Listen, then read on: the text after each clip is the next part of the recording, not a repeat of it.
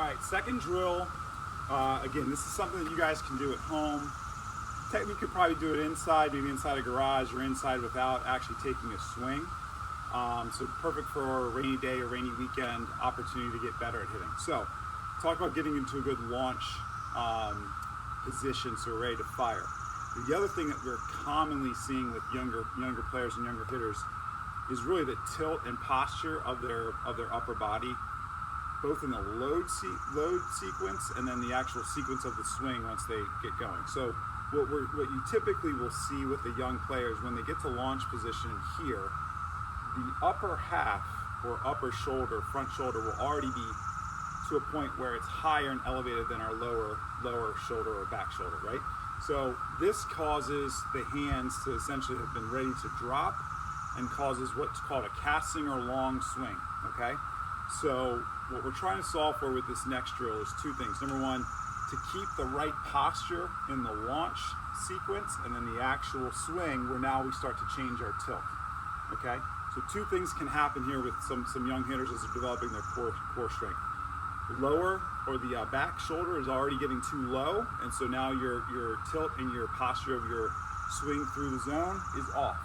The second thing that typically will happen then is, and I'll turn to this side, is that you see young hitters stay too upright through the swing, and again, you've got this long casting swing of the bat that creates bat drag that doesn't necessarily get through the zone very quick.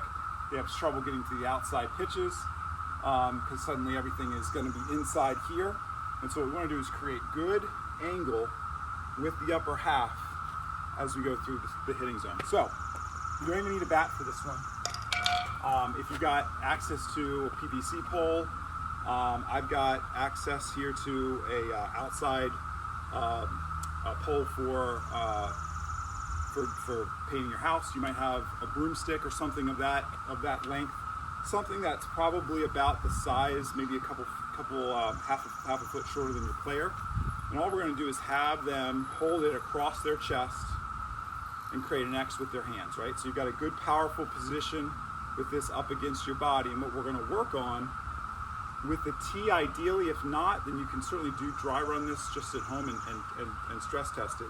Is when we're in our stance and we're getting to our launch position, you notice that the front shoulder should be a little bit lower than our rear shoulder.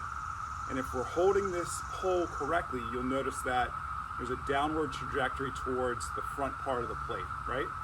So that is the right tilt and posture of our upper body at the launch position. We don't want anything here because that would cause a swing that's too long, but we want something that shows a little bit of a downward angle towards the front part of the plate.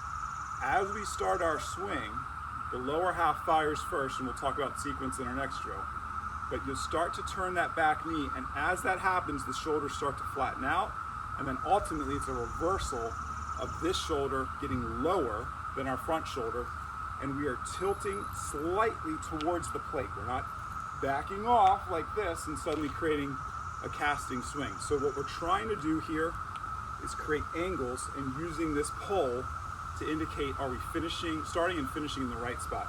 So launch, and then swinging through with our lower half firing and the hips engaging throughout, okay? And what you'll notice is that you change the angle of your shoulder throughout the swing. I'll do this from behind and with the tee here.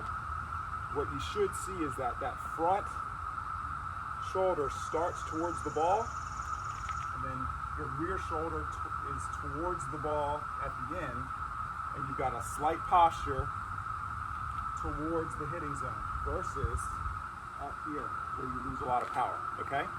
So the drill you can do if you have a wiffle ball and tee at home, this is a great way to add a little variable to it. Simply have them have the pole across their chest, start in their stance. They can get a little bit closer to the tee than they normally would. Put it about belly button height. Launch position, pole is pointing towards the front part of home plate. Start to fire the rear hip or the rear knee. 1, 2,